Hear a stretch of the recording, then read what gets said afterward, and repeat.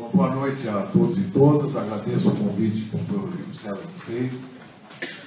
Vocês sabem que, além de dirigente da CUT, eu sou da corrente do trabalho, do PT. Essa iniciativa é da articulação de esquerda, eu acho muito bem-vinda. E vamos seguir na senda traçada aí pelo Val. Comemorar 100 anos da Revolução Russa não se trata, como o Val disse, de uma efeméride, como 100 anos de idade do meu bisavô, que está com o pé na cova e vai durar mais 2 ou 3 anos. Para um revolucionário, comemorar os 100 anos da Revolução Russa deveria ser tratar da atualidade de outubro, que não é evidente. Algo ocorrido 100 anos atrás. Preparem-se que o ano que vem vai ter uma enxurrada de calúnias, de difamações, de visões unilaterais e parciais sobre o que foi a Revolução Russa. Quem deseja ter uma visão crítica, mesmo do ponto de vista da classe trabalhadora, não vai encobrir contradições, problemas, mas prepare-se. Vai ser desde aquelas coisas bem brutais do tipo, vejam no que deu a Revolução Russa. Não deu em nada, afinal de contas deu no Putin. E o capitalismo foi restaurado em boa medida no território gigantesco, da União das Repúblicas Socialistas Soviéticas. Tanto é que não existe mais a URSS, como a gente dizia na nossa época de estudante, a URSS. Outros mais sofisticados dirão, vejam bem, até que a Revolução foi algo importante, mas não deu certo porque o mundo mudou. O século XXI, o início do século XXI, não é a mesma coisa que o início do século XX.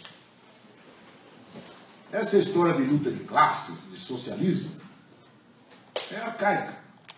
Hoje a realidade é muito mais complexa. Walter já mencionou, falsários que dizem que não tem mais classe operária industrial no mundo. Todas as estatísticas mostram o contrário. O que houve foi deslocalizações, Então, tem menos classe operária na Europa Ocidental, mas tem mais na Coreia do Sul, tem mais na China, em vários outros cantos do planeta. Mas não tem mais luta de classe, burguesia contra proletariado. Não, a sociedade é muito mais complexa. Hoje predomina o setor de serviços, a classe média. Não tem mais essa oposição que existia na época da Revolução Russa. Hoje tem um campo conservador e um campo progressista. Ambos teriam como horizonte o capitalismo. Um horizonte indepassável. Porque a experiência do socialismo não deu certo. E os sindicatos, as organizações próprias dos trabalhadores, eu menciono o sindicato que é o mais elementar, É a forma que o trabalhador se diferencia da burguesia da maneira mais defensiva, mas é uma forma que mostra que tem luta de classe. Então os sindicatos têm que se alinhar com os campos progressistas, contra o campo conservador. E, portanto, vamos homenagear os heróis da Revolução Russa, até as suas realizações, mas vamos entender que isso é coisa do passado, de um século atrás, gente. O mundo já não é o mesmo. Como se o mundo atual não vivesse uma terrível crise do sistema da propriedade, privada, dos grandes meios de produção. E o próprio Lenin, um ano antes da Revolução Russa, caracterizou como uma etapa do imperialismo. O imperialismo não é uma política agressiva de um país contra o outro. O imperialismo é uma etapa que o capitalismo assume quando a livre concorrência cede lugar ao capitalismo dos oligopólios, dos grandes trustes e cartéis que controlam a economia mundial, onde há uma concentração enorme de poder e de riqueza na mão de algumas potências que competem entre si, que controlam uma vasta periferia, onde já não se exportam mais mercadorias para o consumo, mas se exporta capital para investir nessa periferia e ganhar com vantagens comparativas, mão de obra mais barata, acesso à matéria-prima, etc. Então, imperialismo, finalmente. Época de guerras e revoluções, dizia o Lenin. Acabou essa época. Não é o meu ponto de vista, nem tampouco do Walter. Se nós estamos interessados em tratar da atualidade da Revolução Russa, é exatamente porque a época histórica que ela abriu ainda não se encerrou. Curiosamente, o Lenin, quando escreveu Imperialismo, escreveu em 1916. Um ano depois de estourar a maior revolução da história da humanidade, maior que a Revolução Francesa, do ponto de vista do impacto que teve, embora todos os bolcheviques reivindicassem a Revolução Francesa e se formaram no estudo da Revolução Francesa. Mas o impacto da Revolução Russa foi maior do que a Revolução Francesa. Se me fosse dado o direito de periodicizar a história, a Idade Contemporânea começaria com a Revolução Russa, não com a Revolução Francesa. Mas não tenho nem esse direito, nem esse poder de periodizar a história. Mas um ano antes, sabe o que o Lenin dizia quando escrevia Imperialismo? Ele caracterizava o capitalismo de uma outra maneira, da qual ele vinha se constituindo anteriormente. Ele dizia, nós, os velhos, imagina, o Lenin na época devia ter quanto? 40 anos, no máximo. E era chamado de velho pelos outros tinham 25, 26, 27. Nós, os velhos, não vamos ver a Revolução. Em 1916. Talvez os mais jovens a vejam.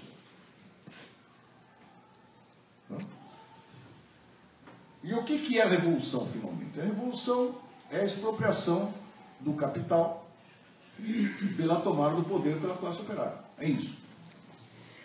Essa é a definição marxista, leninista da revolução. É a expropriação dos expropriadores. Portanto, a revolução não é uma questão de moral e de costumes. Não é uma questão como foi o movimento hippie nos anos 60, 68, muito simpático, que era a revolução dos costumes. Então o cara era cabeludo, eu também já fui cabeludo, assisti 5 vezes o filme Woodstock, queimaram fumo e tal, e era revolucionário. Só que isso, obviamente, a indústria cultural depois absorveu, transformou em mercadoria, vendeu e teve muito lucro. A revolução é a expropriação dos expropriadores. No caso da Revolução Socialista, é a expropriação do capital a partir da tomada do poder pela classe revolucionária, que é a classe operária. Se nós sabemos que é isso, e se nós temos uma perspectiva revolucionária, desse horizonte decorre um monte de atitudes normais que nós devemos tomar no dia a dia. Por exemplo, se nós queremos caminhar em direção à revolução, não tem muito sentido a parceria capital-trabalho, Se o objetivo da revolução é expropriar o capital a partir da tomada do poder pelo trabalho, pela classe operária, arrastando consigo toda a maioria oprimida e explorada da nação. Então, percebam que o horizonte estratégico determina a tática. É falso aqueles que acusavam os bolcheviques de jesuitismo, que os fins justificam os meios. Não, os fins condicionam os meios. E a Revolução Russa, obviamente, tem todas as suas particularidades. Tem vários ângulos que você pode abordar a Revolução Russa, um mais apaixonante que o outro. Não é o ângulo da sua velocidade, gente? Entre fevereiro e outubro, 8 meses. Em que uma revolta espontânea das massas submetidas às condições de uma guerra imperialista cruel, portanto, uma crise do capitalismo em escala mundial. Não tem crise maior do capitalismo do que uma guerra mundial, gente? A guerra de 14 a 18 foi isso. A manifestação da entrada do capitalismo no seu estágio imperialista. Uma disputa imperialista por mercados. Quem sofria mais nessa guerra?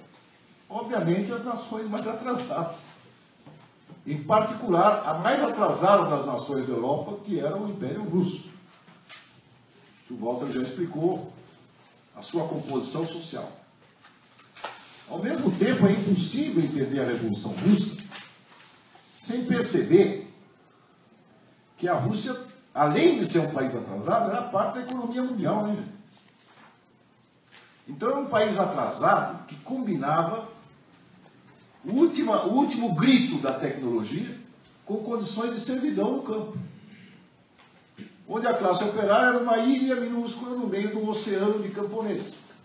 Mas era uma classe operária concentrada em grandes unidades de produção, em Moscou, em Petersburgo, na região dos Urais, que separa a Europa da Ásia geograficamente, né? Ali tinham grandes minas e grandes usinas, geralmente com capital estrangeiro, capital francês, alemão, belga. Os americanos ainda não estavam com essa bola toda, eles vão estar depois da Primeira Guerra Mundial. Vão assumir o lugar dos britânicos como imperialismo dominante. Uma burocracia estatal enorme e o empresariado local, que vivia das benesses do Estado, dessa burocracia estatal, que tinha relações familiares até com os grandes latifundiários ainda semi-feudais, o que dá como resultante uma burguesia frágil, covarde, mas ao mesmo tempo uma classe operária que numericamente se concentra em grandes unidades de produção. Há uma estatística na época que o número de fábricas com mais de 1000 operários nos Estados Unidos, na mesma época, era de 25% do total de fábricas. E na velha e atrasada Rússia, era de 70% do total de fábricas. Então é o famoso desenvolvimento desigual, mas combinado ao mesmo tempo.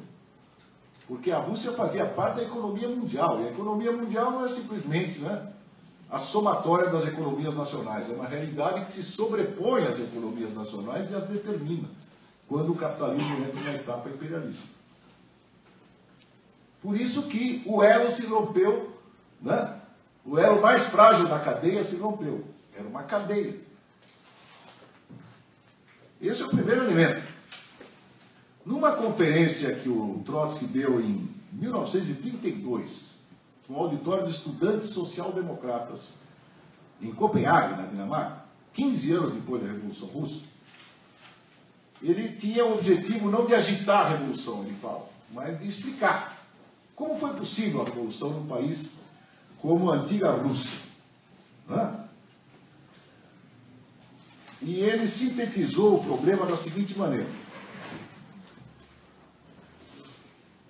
sem a insurreição armada de 25 de outubro de 17, 7 de novembro para nós, né? O calendário que eles usavam na época lá, o calendário juliano chamava, né? Era 13 dias defasado em relação ao calendário ocidental. Sem insurreição armada em 25 de outubro, o Estado soviético não existiria. Isso respondendo aos críticos que diziam: foi um golpe de Estado, não foi uma revolução. Sem a insurreição armada, que foi organizada exatamente da forma como o Walter explicou, o Estado soviético não existia. Mas a insurreição não nasceu do céu. Para triunfo da Revolução de Outubro era necessária uma série de premissas históricas. Quais são essas? 1. A podridão das velhas classes dominantes, da nobreza, da monarquia, da burocracia. 2. A debilidade política da burguesia, que não tinha nenhuma raiz nas massas populares. 3. O caráter revolucionário da questão agrária. 4. O caráter revolucionário do problema das nacionalidades oprimidas. Parênteses. Os bolcheviques prometeram a todas as nacionalidades oprimidas o direito à autodeterminação. E, ao mesmo tempo, explicavam pacientemente que era melhor elas estarem federadas na União Soviética do que caminharem por conta própria, porque elas gozariam da possibilidade da complementariedade econômica que a planificação estatal possibilitaria. Mas asseguraram as nacionalidades que quisessem separar-se, separem-se. Embora, né, combatiam politicamente por ser uma solução menos eficaz para resolver os problemas. O peso social do proletariado. A estas premissas orgânicas é preciso juntar condições de conjuntura de excepcional importância. A primeira foi o ensaio geral, gente, a Revolução de 1905. Isso foi fundamental para forjar as condições subjetivas do partido para conduzir a Revolução à vitória. Você tem, em 1905, Os soviets surgiram de maneira espontânea, conselhos de operários, soldados. A Rússia saía da guerra contra o Japão, né, derrotado. Foi a primeira potência europeia a perder para os amarelos, viu, Jandir? O Japão ganhou da Rússia essa guerra. E houve uma insurreição em 1905. Os soviets surgiram que nem cogumelos, espontaneamente. A primeira reação do Partido Bolchevique foi, ó, atenção com esses soviets aí. Isso aí vai disputar a hegemonia do partido. Alguns revolucionários se meteram desde o começo do Soviet. O Trotsky, em particular, com 20 e poucos anos de idade, era presidente do Soviet de Petrogrado. Mas um conjunto dos revolucionários aprendeu com a experiência de 1905. E quando, em 17 de fevereiro, os soviets surgiram de novo, os bolcheviques se jogaram tudo para dentro do Soviet. Para buscar a maioria dos soviets e opor o Soviet como um poder distinto ao do governo provisório. O tal de duplo poder, que é outra chave para compreender a Revolução Russa. Chegamos a 15, é isso? Estou na metade. Então tá bom. Então, 1905 foi uma grande lição. A fórmula, o ensaio geral é do Lenin, né? Embora o grande texto de 1905 seja o balanço de perspectivas do Trotsky. Os soviéticos, como forma de organização insubstituível da Frente Única Proletária na Revolução, apareceram pela primeira vez em 1905. E vão reaparecer em 17. 7. A guerra imperialista aguçou todas as contradições, arrancou as massas atrasadas de seu estado de imobilidade, preparando-as para o caráter grandioso da catástrofe. Mas todas essas condições suficientes para que rompesse a Revolução eram, porém, insuficientes para assegurar a vitória do proletariado. Faltava uma oitava condição, o Partido Bolchevique. Né? E é exatamente esses os elementos que deram a particularidade da Revolução Russa e, ao mesmo tempo, fizeram dela um episódio da história da luta de classe internacional. O Partido Bolchevique surgiu do quê, gente? Os russos se reuniram e resolveram fazer um partido na Rússia? Não. Era o Partido Operário Social Democrata Russo, que no seu congresso de 1903 dividiu-se em duas frações, os bolcheviques do russo bolche, majoritários, e os mencheviques minoritários, ambos pertencentes à Segunda Internacional, cujo partido modelo era o Partido Alemão, fundado por Engels, em 1889, Partido Social Democrata Alemão, que tinha os grandes dirigentes, os grandes teóricos da Internacional Segunda. Os bolcheviques, no quadro da Segunda Internacional, eram uma minoria. Com eles se relacionavam alguns revolucionários da extrema esquerda da Alemanha, como Rosa Luxemburgo, Karl Liebknecht, alguns italianos, mas predominava amplamente a social-democracia alemã, com seu forte rasgo reformista, a teoria do socialismo a conta-gotas, não é? E que a classe trabalhadora, sendo maioria na sociedade, basta ganhar sucessivamente eleições que um dia nós vamos governar o Estado sem necessidade de violência e nem de revolução. Leiam Rosa, Reforma ou Revolução. Não é? E os bolcheviques eram lá E a relação na Rússia é inversa. Digamos que na Rússia a esquerda era majoritária e os reformistas eram minoritários, os mencheviques, que eram marxistas, hein? Que queriam derrotar o capitalismo. Não é do social-democrata de hoje em dia que toma o governo para aplicar a política do imperialismo, né? E depois, para se desculpar, dizem que o mundo é que está endireitando. A culpa não é deles. Certo? O mundo está endireitando. Le Pen vai ganhar na França, ou vai ganhar um outro de direita, porque o mundo está endireitando. Não é por causa da política do Partido Socialista francês. Né? O mundo está endireitando. O Trump ganhou as eleições. O mundo está endireitando. Né? Como não fosse responsabilidade dos dirigentes operários dos Estados Unidos, que não deram nenhum passo para construir um partido operário, preferem fazer lobby no Partido Democrata, que é um partido do imperialismo. Deve ficar tudo igual, metade não vai votar, vota o Trump em protesto contra o establishment e ganha esse louco, misógino, maluco, Trump as eleições. Porque o mundo está endireitando. Aqui no Brasil também o mundo está endireitando. Não é? A gente que explica que o PT perdeu 10 milhões de votos nas últimas eleições municipais porque o povo está endireitando. Engraçado que é o mesmo povo que levou 4 vezes o PT a presidente da República. Então a teoria do mundo está endireitando é para encobrir os erros da esquerda. Sempre. Em particular da social-democracia, em particular aqueles erros que derivam da colaboração de classe. Fecha parênteses. Então nós estamos numa situação em que, na Rússia, o que era a maioria na Segunda Internacional era minoritário, os mencheviques. Agora houvesse gente valorosa, Júlio Smartov e tantos outros. Havia até um setor dos mencheviques que, quando estoura a Primeira Guerra Mundial, 14-18, que é a grande traição da social-democracia, né, ela rompe com 2 princípios basilares do movimento operário: internacionalismo proletário e independência de classe. Porque ela se alinha com as suas burguesias para mandar a classe operária como bucha de canhão para a guerra, para a carnificina imperialista. Quando a maioria da Segunda Internacional fez isso, todo o setor rachou com a Segunda Internacional. Fizeram conferências ultraminoritárias, gente, meia dúzia de gato pingado. Os bolcheviques, que vieram a ser espartacistas na Alemanha depois, até um setor dos mencheviques, os mencheviques internacionalistas, que salvaram a honra, salvaram a cara do movimento operário, dizendo não à guerra imperialista. Nossa política é o derrotismo revolucionário em relação aos nossos respectivos governos. E a Segunda Internacional, infelizmente, passou por lá de lá. Temos que construir outra coisa que viria a ser a Terceira Internacional depois da vitória da Revolução Russa. Fora desse ambiente da luta do socialismo internacionalista, os bolcheviques não existiriam, gente. Eles não são um fenômeno exclusivamente russo.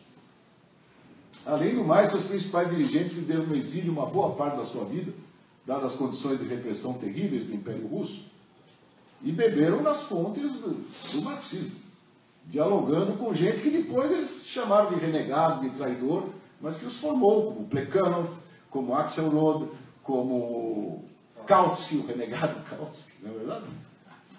Foi professor do Lenin, foi professor do Kamenev, do Zinoviev, do Trotsky, e por aí vai.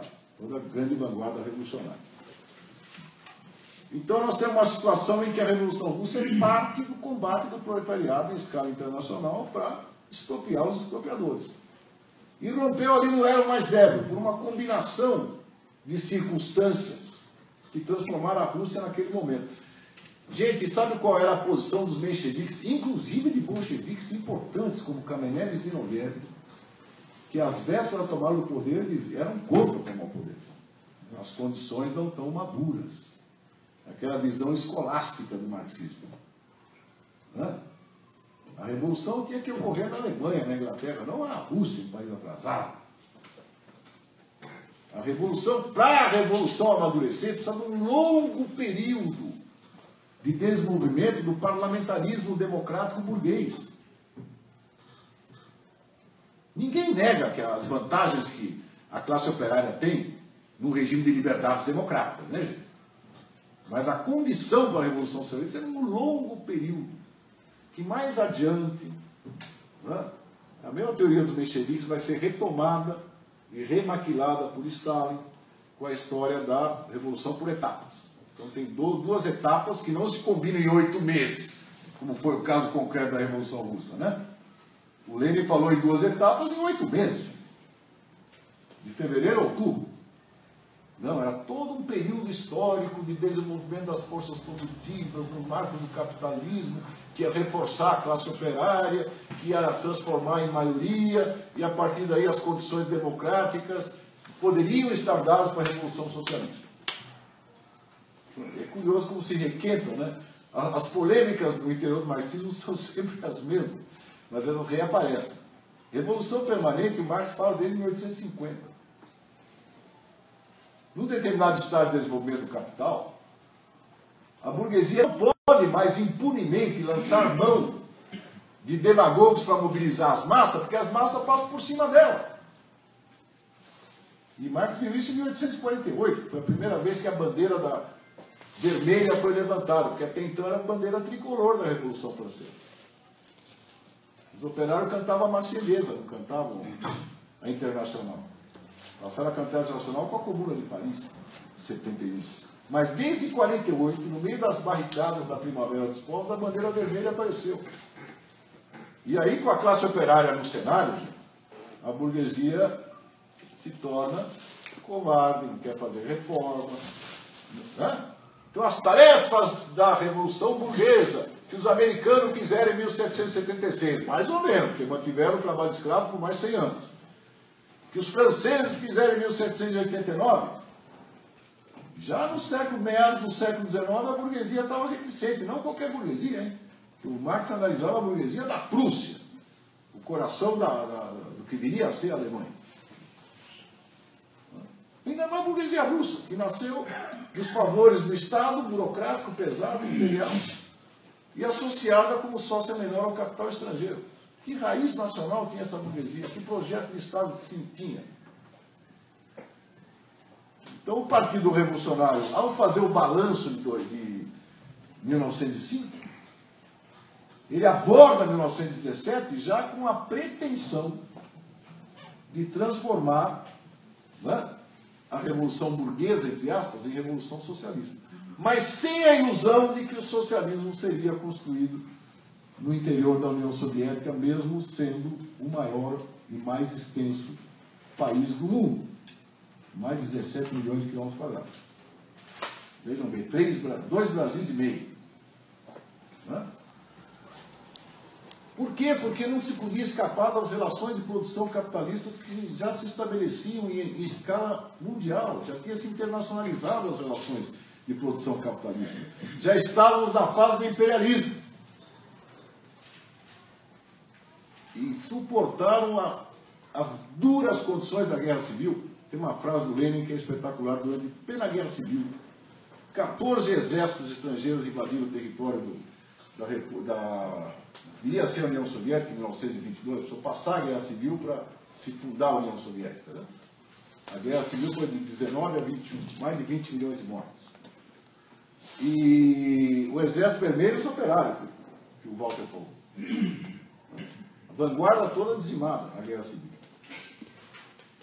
Daí, como é que se resiste a essa situação? Apostaram na Revolução, só que a Revolução não deu certo na Alemanha, pela traição da social-democracia, e também, né, pela pequenez do grupo da Rosa Luxemburgo e do Karl Liebknecht. Depois não deu certo na Bulgária. O último suspiro foi uma onda de ocupação de fábricas na Itália em 1922. Aí a Rússia ficou isolada. Aí a polêmica qual era? Lenin morre, vejam vocês que azar. 22, ataque cerebral. 24, ele morre. Para resumir Trotsky e Stalin, Stalin é uma figura cinzenta, que era secretário-geral do partido e tinha controle da máquina partidária. Trotsky era um dos líderes mais importantes da Revolução Russa. Ele e o Lenin. O Lenin era incontestável. A briga entre os dois para poupar elementos era o Trotsky na linha da Revolução Permanente. Bom, nós vamos segurar o rojão aqui, mas a internacional que nós estamos construindo tem que ser para fazer revolução nos outros países. E o Stalin na linha, não, nós vamos construir o socialismo num só país. Portanto, a tarefa número 1 dos partidos comunistas é defender as fronteiras da União Soviética quando está sendo constituído o socialismo.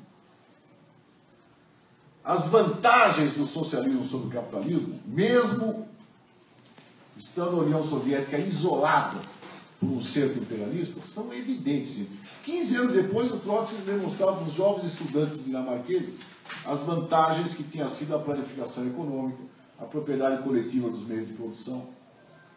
A Rússia saiu de uma base 20 antes da guerra, saiu da guerra civil com uma base 10 e em 15 anos chegou a uma base 100,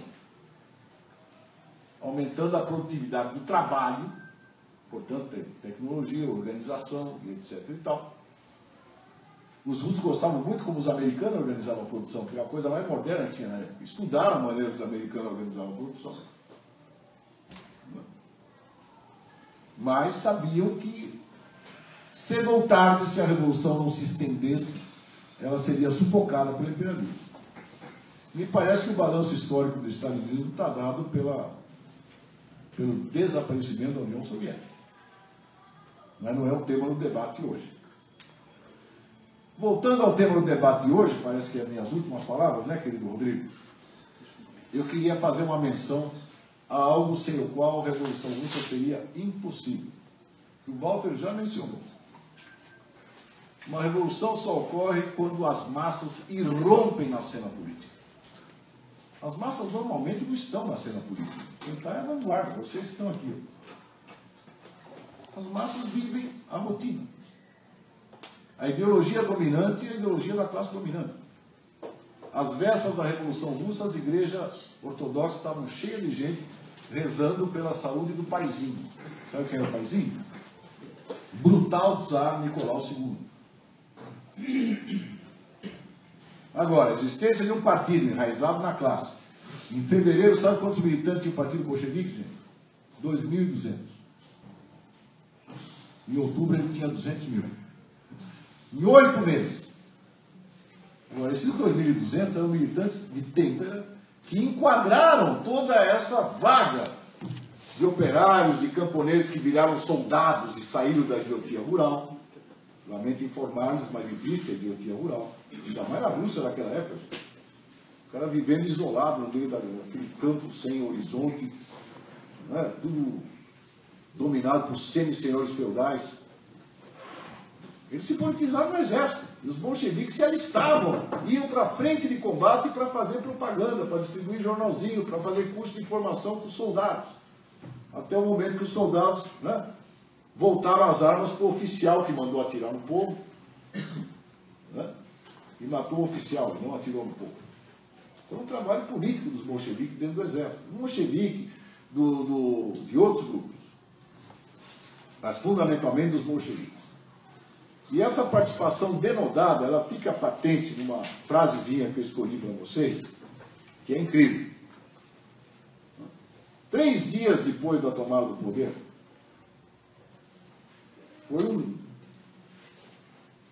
a tomada do poder foi um golpe de Estado planejado, rigorosamente. Né? Mas isso porque havia uma revolução em curso, há 8 meses. 3 dias após a tomada do poder, é uma situação muito perigosa em Petrogrado. As tropas brancas fazem movimento e há realmente um risco de intervenção contra-revolucionária. E a presidência do soviético de Petrogrado chama em urgência o Comitê Revolucionário que dirige os marinheiros do Báltico, baseados ao sul da Finlândia. E há o relato dessa conversa telefônica. Alô, aqui é o soviético de Petrogrado. O soviético é um conselho, né, de delegados eleitos por operários nas fábricas, soldados nas tropas e camponeses nas áreas que eles vinham ocupando e estavam ocupando terra dos latifundiários. Alô, aqui é o soviético de Petrogrado. Vocês têm soldados seguros sob a mão? Que estejam prontos a se arriscar pela revolução? Resposta: sim, nós temos. Quantos vocês têm? Temos 5.000. Vocês têm munição? Temos. Quantos torpedeiros? Tantos. Quanto tempo é preciso para chegar a Petrogrado? 18 horas. Segue toda uma discussão muito precisa sobre posições a tomar. Uma nova questão. O que pensam os soldados e os marinheiros sobre a tomada do poder pelos soviets? Desde a formação do governo provisório, em fevereiro, as massas invadiram o Palácio Taurig, que era onde funcionava a Duma. A Duma era um parlamento fantoche que tinha lá. Teve 2 reuniões nesse dia. Teve a reunião dos deputados da Duma, que nomearam um governo provisório, onde o chefe era um príncipe de volta, e o ministro da guerra era o Kerensky, que depois vai ser o presidente do governo provisório, quando cai o príncipe. Na sala ao lado, se constituiu o soviético de Petrogrado. E o soviético já se arrogou, em fevereiro, o direito de dizer às tropas obedeçam a mim, e não ao governo provisório.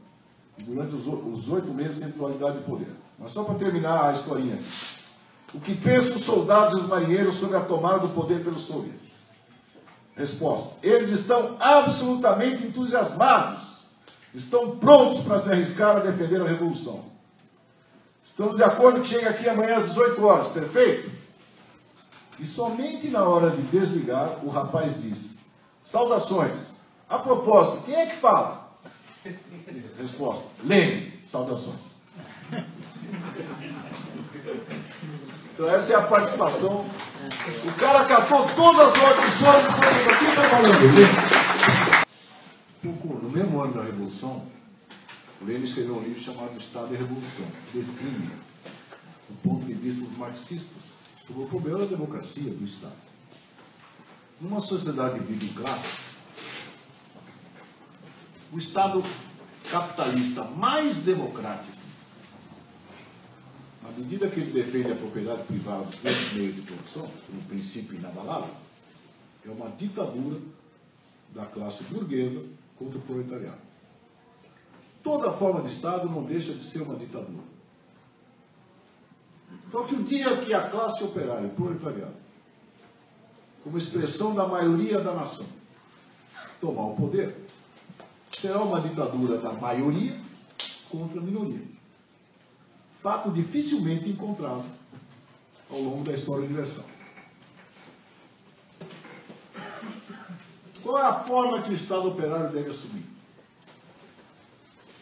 Ele deve só reformar o Estado burguês? Os bolcheviques, em particular, diziam um rotundo não a isso. É necessário destruir a máquina do Estado burguês e substituí-la pelo Estado operário. Qual é a forma que vai ter esse Estado operário? No Estado da Revolução, ao Lenin ocorria mencionar a Comuna de Paris, em 1871, o assalto aos céus. Se formou uma comuna, o que é uma comuna? Uma assembleia de representantes do povo, eleitos nas circunscrições dos locais de trabalho, limitando o seu salário ao salário de um operário, para não criar privilégios na classe política, entre aspas, e que detinha todo o poder. Entretanto, a nossa Revolução de 1905 mostrou uma forma mais avançada, o Soviet. E atenção, o Soviet não é sufrágio universal e secreto, né? É assembleia na fábrica, os operários elegem o seu delegado, e se o delegado pisou no tomate, é revogado a qualquer momento por aqueles que o elegeram. E é a forma mais avançada de democracia que a história da humanidade já teve conhecimento. Outra coisa, gente, é que o Soviet passou. A Revolução Russa não ocorreu em 1917 e continuou até 1991, quando a União Soviética desabou. No meio, houve uma contra-revolução. Do meu ponto de vista, obviamente. Que foi a stalinização. Então, aquilo que eram medidas do comunismo de guerra, eliminar, por exemplo, algo que sempre existiu no Partido Bolchevique, e era publicado, inclusive, nos jornais do partido, às vésperas da tomada do poder, que colocavam até problemas de segurança. As objeções, por exemplo, do Kamenev e do Zinoviev à tomada do poder. Eram artigos publicados no jornal da Bolchevique, que circulavam nas fábricas, nos meios acadêmicos, em todo lugar. Né? Agora, a guerra civil e o comunismo de guerra, as medidas de segurar o Estado operário nascente, foi adotado a proibição de tendências dentro do partido. Isso aí se prolongou por um tempo indefinido. Depois da evacuação do Trotsky do núcleo de poder, ele é expulso do Comitê Central junto com o Zinoviev e o Kamenev em 1925. Em 26, ele e o Zinoviev são expulsos do partido. Zinoviev, se você ter uma ideia, era o presidente da Internacional Comunista. O Stalin se livrou de todo o Comitê Central do Partido Bolchevique, inteiro, não sobrou ninguém, só ele, Stalin. Zinoviev e Kamenev depois vão ser justiçados no processo de Moscou, né? São presos, torturados, pistola na cabeça, confessa que você é agente da CIA. E o Trotsky picareta na cabeça no México. Então o regime do Partido Único não foi uma concepção dos bolcheviques. A concepção dos bolcheviques era o soviets. Vocês sabem que nos soviets os bolcheviques eram minoritários, gente. Eles só tomaram o poder depois que eles garantiram a maioria dos soviets, no famoso Congresso Pan-Russo dos Soviéticos que o Walter explicou para vocês. No começo da Revolução, aliás, uma lei da Revolução, as massas foram para as suas direções tradicionais. Os mencheviques, os socialistas revolucionários, que tinham 2/3 dos soviéticos. E toda a batalha dos bolcheviques, animados pela orientação estratégica do Lenin com as teses de abril, era pacientemente ganhar a maioria dos soviets. Uma vez ganhando a maioria no poder real, que era o soviets, porque o governo provisório estava pendurado na proteção das potências imperialistas, porque ele não saía da guerra, e as massas não queriam guerra, quando o Congresso Pan-Russo dos Soviets registrou uma maioria bolchevique, a tomada do poder virou um problema tático, técnico, melhor dizendo, técnico. Um golpe de Estado. Mas todo esse processo de amadurecimento traz ensinamentos enormes, gente. A política da frente única, por exemplo. Qual é a política dos bolcheviques?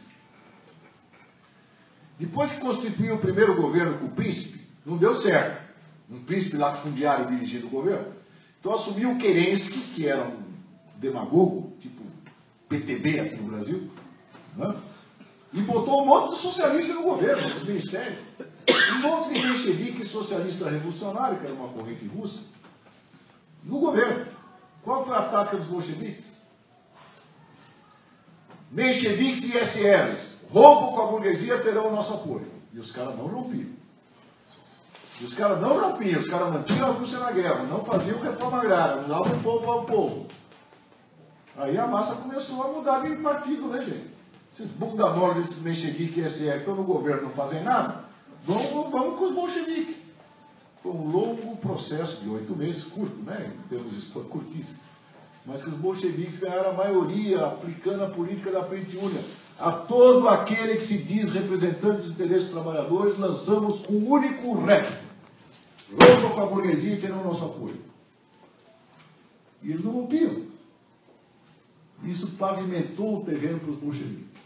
Apoiados na coisa mais democrática já construída na história da humanidade, que foram os soviets. Depois os soviets foram esvaziados de conteúdo, foram stalinizados. A política brutal do Stalin com o Partido Comunista, sendo partido único de fato, que a guerra civil botou muita gente no bando da reação. Muita gente, muito menchevique combateu no Exército Branco. E isso vai dar socialismo no seu país, toda a política internacional do Kremlin voltada para construir o socialismo na Rússia, privilégios para a camada dirigente, e aí nós não temos mais a democracia original dos soviets. Constituinte, um tema muito interessante. O primeiro governo do príncipe Lvov e o segundo governo provisório já do Kerensky não convocavam a Constituinte, que era uma bandeira democrática. Quem é que agitava a Constituinte? Nas fábricas, no campo e no exército? Os bolcheviques. Finalmente, quem convocou e realizou as eleições para a Constituinte foi já o governo revolucionário, de fato. Só que aí já tinha soviets. Ali era todo o poder aos soviets. O soviet era muito mais democrático que uma assembleia eleita por sufrágio universal, com mandato de 3 anos, para elaborar uma Constituição. Então, os mesmos bolcheviques foram os únicos que mantiveram a bandeira. Levaram até o fim, convocaram a Constituinte. Quando o resultado da Constituinte, sabe o que deu o resultado da Constituinte? 1/3 dos votos para os bolcheviques, 2/3 para os conciliadores que tinham acabado de cair do governo. Aí, sem dúvida, o Lenin e o Trotsky botaram o Exército Vermelho, fecharam a Constituinte e todo o poder aos soviets. A Constituinte não é o fim, gente, é um meio. É um meio para reunir a maioria da nação oprimida, para abater a autocracia, para abater o regime de exceção, para abater o usurpador, no nosso caso. Se nesse processo nós construirmos a auto-organização das massas em luta, ela é muito superior do ponto de vista democrático de qualquer parlamento de merda burguês. Essa é a visão democrática do marxismo. Não é o fetichismo parlamentar. Não é o fetichismo, né, de maquiar o Estado burguês, que é uma ditadura de classe, né, com enfeites democráticos. Ao mesmo tempo, a classe operária interessa o regime das mais amplas liberdades democráticas, para poder se organizar e abater o capital. Vou atacar direto por causa do horário, me controla aí direitinho aí, Rodrigo. Primeiro, a minha dívida do Diogo sobre a questão das nacionalidades. Para os bolcheviques, o problema das nacionalidades era tão importante quanto o problema da questão agrária. Se tratava exatamente das tarefas não cumpridas por uma revolução burguesa, no etapa em que a burguesia já se deparava com o proletariado diante de si e, portanto, era reacionária. Porque o Império Russo foi formado, para vocês terem uma ideia, tinha 70 milhões de grão russo, que é os russos, e 90 milhões do que eles chamavam de halógenos. Os halógenos eram japonês do Kirguistão, era esquimó da Sibéria, era turco do Turcomenistão, era azeri do Azerbaijão, muçulmanos, submetidos, naquele filme do Reds, que é muito bom, o R&B. Aquela cena. A cena que ele vai lá no Azerbaijão, acho. Vocês viram esse filme? Vale a pena. Ano da Revolução Russa é bom rever. Com o Warren Beatty e com a menina, aquela da Eric. E o cara, o comissário do Partido Comunista, né, junto com um cara que falava árabe, ou turco, ou alguma língua da região. E ele dizia que estava fazendo as proclamas revolucionárias. Na verdade, ele estava falando Allahu Akbar, Alá é o único Deus, Maomé é o seu profeta. E a vantagem dos bolcheviques foi que eles reconheceram o direito das nações à autodeterminação, como eu falei anteriormente. Coisa que a burguesia liberal não reconhecia, e a monarquia muito menos. Isso lhe deu uma vantagem enorme. Respeitou, a religião era assunto privado para os bolcheviques. Quer continuar muçulmano? Continua, desde que isso não interfira nos negócios públicos. E isso que inspirou profundamente o Oriente, que o Walter fez referência. Ao mesmo tempo que a social-democracia bloqueava qualquer possibilidade de revolução no Ocidente, e olha, na Alemanha teve não só o processo revolucionário de 18 e 19, como ainda teve um respiro em 23, uma nova tentativa. E quem estava no governo em 23 era a social-democracia. E mandou o exército e a polícia baixar a bala na classe operária e insurreto. Agora, vai se surpreender com esse papel da social-democracia, depois de que, em agosto de 1914, ela voltou os créditos de guerra? Vale dizer, o Partido Socialista Francês votou que a França enviasse seus operários para a guerra. E o Partido Socialista Alemão votou que a Alemanha mandasse seus operários alemães para a guerra. Uma guerra interimperialista por controle de mercados. A posição revolucionária era o derrotismo revolucionário em relação às potências imperialistas. E em relação aos países periféricos, aproveitar a guerra para transformá-la em revolução. Onde esse programa se realizou? Só no Império Russo. A guerra foi transformada em revolução. Mas a guerra também tem a assinatura nojenta da Segunda Internacional, dos créditos de guerra. Um deputado votou contra na Alemanha, Karl Liebknecht, que vai jogar um papel na Revolução de 19. Todos os bolcheviques, sem exceção, até o ultranacionalista grão-russo, Joseph Djugasev, que era o nome do Estado, botavam a sua esperança no Ocidente, pelas razões que o Walter expôs. Precisamos ter a alta competência técnica que tem os trabalhadores alemães. Precisamos ter um nível de formação política que tem os trabalhadores franceses. E não essa massa inculta e ignara da Rússia que nos coube a nós dirigir esse processo revolucionário. Um país de camponeses, onde 4 milhões de operários industriais lideraram mais de 100 milhões de camponeses na Revolução. A proporção é essa. Bom, segundo aspecto da resposta. Farol, guia genial da humanidade, só teve um, Joseph Stalin. Qualquer outro dirigente marxista digno desse nome jamais imaginou a hipótese de culto à personalidade ou de guia genial e infalível dos povos. O Lenin deve estar até hoje estrebuchando porque fizeram uma múmia dele lá na Praça Vermelha. E não era esse o feitio do Lenin, o Walter sabe disso.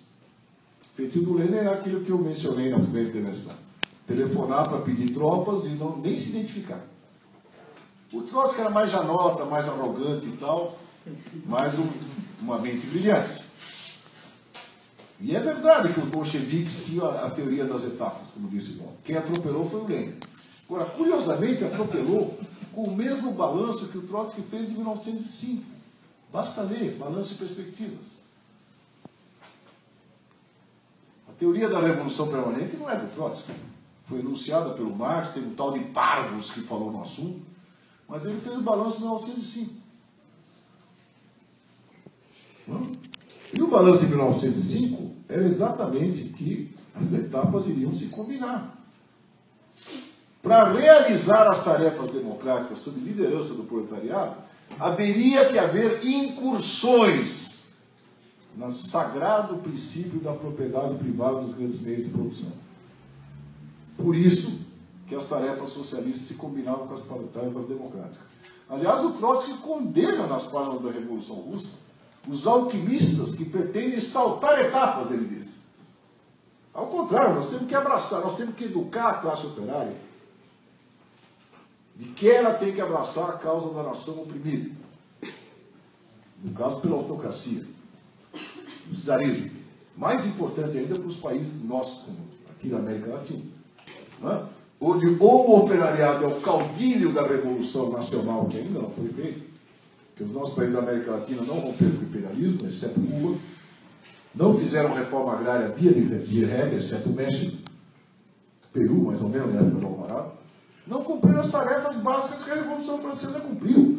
Isso porque o bonde da história andou, gente. A burguesia deixou de ser uma classe revolucionária para ser uma classe reacionária. Reação em toda a linha, como dizia Lenin, no imperialismo, a etapa superior do capitalismo. Época de guerras e revoluções. É essa época que nós estamos vivendo, até hoje, passados 100 anos. E transição. Nessa mesma palestra do Trotsky, que eu usei algumas coisas com vocês hoje, ela foi feita 15 anos depois da Revolução Russa. O Trotsky já estava punido e mal pago, já tinha sido expulso do partido, do Comitê Central, e estava fazendo palestra para estudantes no estádio, em Copenhague, para a juventude social-democrata, explicando o que era a Revolução Russa. O cara é patriota da União Soviética até o último dia da sua vida. Aliás, ele costumava comparar a União Soviética, nos públicos mais populares, com o sindicato. Não é porque o pelego tomou o sindicato na nossa mão, o Estado, no caso, que nós vamos deixar de defender o sindicato. Isso em defesa do marxismo tem esse paralelo. Né? Nós defendemos as bases materiais da União Soviética. Agora, a União Soviética é o socialismo realizado na Terra? Não. A União Soviética, e ele define isso nessa palestra, para os jovens estudantes dinamarqueses. Mas na União Soviética ainda não existe o socialismo. O que nós temos é um estado de transição, coalhado de contradições, carregando pesada herança do passado, sofrendo a pressão inimiga dos estados capitalistas. Isto é o que ali predomina. A Revolução de Outubro proclamou o princípio da nova sociedade. A República dos Soviéticos apenas mostrou a primeira etapa a ser realizada. A primeira lâmpada de Edison também foi muito imperfeita. Por isso eu não admito que se critique a Revolução de Outubro por faltas e erros da primeira edificação socialista que só vislumbra o que pode ser o futuro. Essa é a posição do Trotsky. Ele desenvolveu na Revolução Traíra de maneira brilhante, na minha modesta opinião, ao mostrar que esse estado de transição, onde a propriedade privada dos grandes meios de produção tinha sido expropriada, virou propriedade coletiva. E para administrar a propriedade coletiva tem que ter o Estado. Me lembro de uma trotskista cubana, que numa conferência na Venezuela, combatendo a autogestão, que é muito popular na Venezuela até hoje, ocupa as fábricas, vira autogestão. Ela falou, escuta, imaginem fazer autogestão, isso para o companheiro da UFABC. Imaginem fazer... Não, você não, você é do NEP. O companheiro da autonomia. Danilo. Uma companheira cubana falou o seguinte, vamos aplicar esse seu princípio da autonomia operária e da autogestão numa mina de ouro. Eu achei ótimo isso. Uma mina de ouro não deveria servir para o conjunto da sociedade?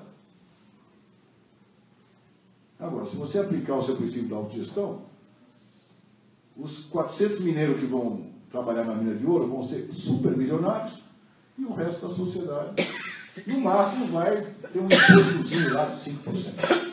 Eu, ao contrário, eu acho que toda a produção mineral tem que ser do conjunto da sociedade. A única maneira de fazê-lo é ter um Estado. Não é um Estado capitalista. Pode ser um Estado apoiado nos conselhos. Sem dúvida. A democracia soviética é o ideal. Tem um monte de partidos no Soviet, gente. Um monte de partido não soube. A plataforma que o Trotsky levantou para combater a burocracia stalinista era renascimento da democracia soviética. Tinha lá os mencheviques, tinha lá os socialistas revolucionários, tinha os anarquistas, tinha todo mundo que o Walter falou. Era uma assembleia de operários eleitos na base, soldados e camponeses. A forma mais avançada de democracia direta. Se elegia e se o cara pisava no tomate, se tirava e botava outro. Muito melhor do que a cada 4 anos depositar um voto na urna. Agora, isso passou pela Guerra Civil, 20 milhões de mortos. Todo debate que querem sacanear um trotskista não é as provocações boas que faz o Walter, que são políticas e teóricas. É o seguinte: vocês massacraram Kronstadt. Bem na Guerra Civil. Você viu que eu não falei disso. Bem na Guerra Civil, eu acho os anarquistas muito simpáticos. Só que na Revolução Espanhola, né, ajudaram a enterrar o time, os stalinistas. Agora, guerra é guerra, já ouviram essa expressão? Tipo? 14 exércitos invadiram o território da União Soviética. O Trotsky teve que montar o Exército Vermelho com base na Guarda Vermelha que existia antes. Não eram militares profissionais. Por isso convocou os oficiais do Exército, botou eles sob disciplina. Aliás, o Estado soviético convocou os engenheiros também para ir para as fábricas. Senão, como é que é? Ô, pessoal, revolução, tudo bem, agora a Federação das Comunas Livres, é um anarquismo. Eu acho que, historicamente, ele provou que ele é ineficaz. Aliás, tem uma velha polêmica entre os marxistas e anarquistas da Rússia que o Trotsky terminava de maneira cortante, dizendo: quem vai controlar o horário dos trens? Um monte de comuna autogerida ao longo do enorme território da União Soviética. Então, a Guerra Civil, e depois o fenômeno do stalinismo, que não é um problema de personalidade. Tem que ser analisado do ponto de vista marxista. A vanguarda da classe operária foi destroçada na Guerra Civil. Sobrou aquilo que o Walter já falou, e eu digo mais. O regime de partido único que sobrevive para além do tempo que poderia existir, que é o período de guerra, faz com que tudo quanto é tipo de carreirista vá para o único partido que existe, gente. A máquina partidária se confunde com a máquina do Estado. E isso gera privilégios para uma camada burocrática que ocupa os principais postos, que tem dacha no Mar Negro, enquanto o operário trabalha 12 horas por dia para comer um pão duro. Ou isso não existe? Claro que existe, está documentado. E o Stalin se apoiou nessa camada burocrática para liquidar toda a direção do partido que fez a Revolução. Gente. Só o MR8 mesmo para tirar a edição especial, como eu vi há 4, 3 anos atrás, vivo com os processos de Moscou. Era tudo bandido, né? Era tudo agente da CIA, inimigo, agente do Hitler e o cara era 4. Só que quem fez um pacto com o Hitler foi o Estado. O pacto com o Ribbentrop-Molotov. E, aliás, decapitou todo o exército russo, dos seus velhos oficiais, o que facilitou as tropas do nazismo chegar até a borda de Moscou. Agora, a industrialização, que foi a aplicação do plano da oposição, com o método Stalin, né, gente? A coletivização precisava ser forçada, né? 20 milhões de mortos com a coletivização. Mas, como aplicou tarde, aplicou acelerado. Mas não acho que o Bukharin resolveria. Curioso isso, né? Porque no Partido Bolchevique, o Stalin era centrista no começo. Depois que ele assume o poder totalmente, ele governou com 2 troicas. Primeiro com Kamenev e Zinoviev. Ele se livrou dos dois e botou o Bukharin e o Rykov. E no esquema do partido, o Bukharin era direito, a oposição de esquerda era o Trotsky, o Zinoviev entrou também, e o Stalin era o centro. Primeiro se livrou da esquerda, depois se livrou da direita. O Bukharin também foi morto.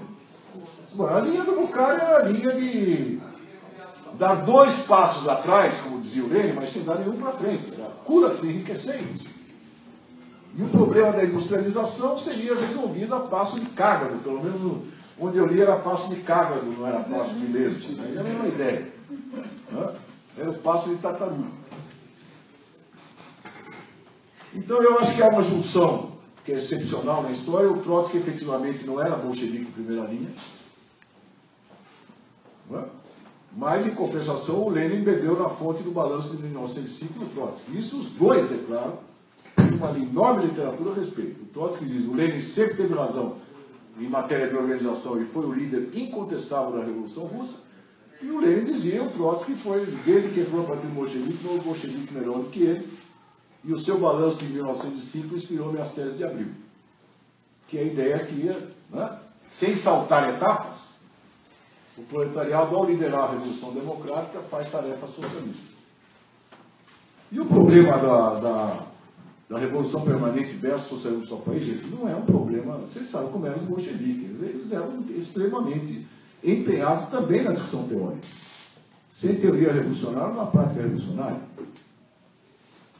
A primeira vez que na história do marxismo, pode consultar, surgiu a ideia socialismo num só país, foi em 1925, pela boca do Stalin, a partir de algum escriba que deve ter encomendado, porque ele próprio não escrevia nada. Então, é verdade, o que eu posso fazer? A questão das nacionalidades, até o nome do cara que escreveu com ele. Agora eu não me lembro, Leonov. Então nós temos uma situação em que, do meu ponto de vista, essa é a tese que nós sustentamos, a Revolução é um termidor. Como na Revolução Francesa, há um refluxo que é material, não é porque Stalin era um demônio. Aliás, perguntaram várias vezes ao Trotsky, pô, Trotsky, você era chefe do Exército Vermelho, por que você não deu um golpe e não afastou o Stalin? Por quê? Porque nas circunstâncias seria o Stalin. Ele respondeu isso, nas circunstâncias seria o Stalin. Porque havia um refluxo, a vanguarda estava destruída, era necessário reconstruir um país destruído pela Guerra Mundial e pela Guerra Civil. Não é? Agora, sem perder a perspectiva de que uma internacional comunista servia não para defender as fronteiras da URSS, mas para tentar fazer a revolução dos outros países, a contradição que o Walter mesmo fez referência. Não é? Enquanto o Stalin coletivizava acelerado lá dentro, lá fora, pessoal, devagar aí, aliança com a burguesia democrática, hein? Porque o essencial era construir o socialismo na URSS, com o país isolado. Isso é impossível. E a prova histórica está feita, gente. A URSS desabou. E não desabou porque o James Bond pulou de paraquedas lá atrás. Desabou pelas suas contradições internas, como diz o Balmer.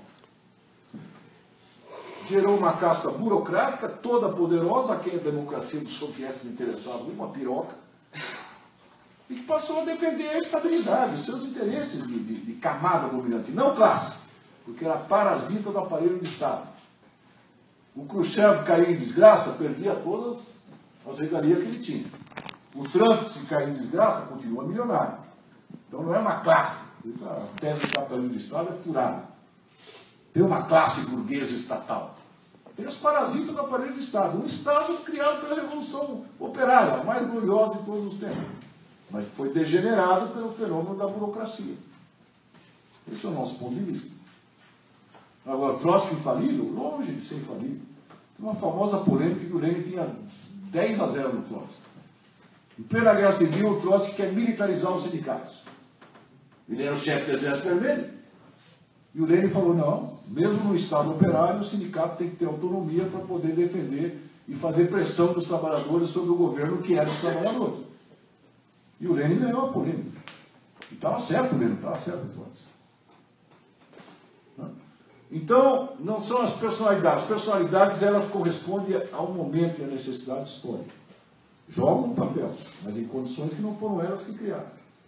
Nem o Stalin é o grande Satã. Ele representou um fenômeno real, concreto, material, materialismo dialético. Que eu tentei explicar agora rapidamente. E nem o Trotsky era o super-herói genial com a asa voando, acertando sempre. Foi essa combinação que possibilitou a Revolução Russa abrir uma possibilidade para a humanidade. Porque cada dia mais de capitalismo, gente, é mais destruição de tudo. Na contenda socialismo ou barbárie, então 2-1 para a barbárie, como diria a voz do Luxemburgo. Só que o jogo não terminou ainda. E a inspiração da Revolução Russa, aprender com ela, é essencial para a gente enfrentar os desafios de hoje. 100 anos de Revolução Russa não é para acender vela na múmia do Lenin que está instalada lá na Praça Vermelha. Só que o Lenin não ia gostar disso, mas não mesmo. comemorar 100 anos da Revolução Russa e aplicar os seus ensinamentos para a gente tentar abordar os desafios atuais da luta de classe no Brasil e no mundo. Obrigado.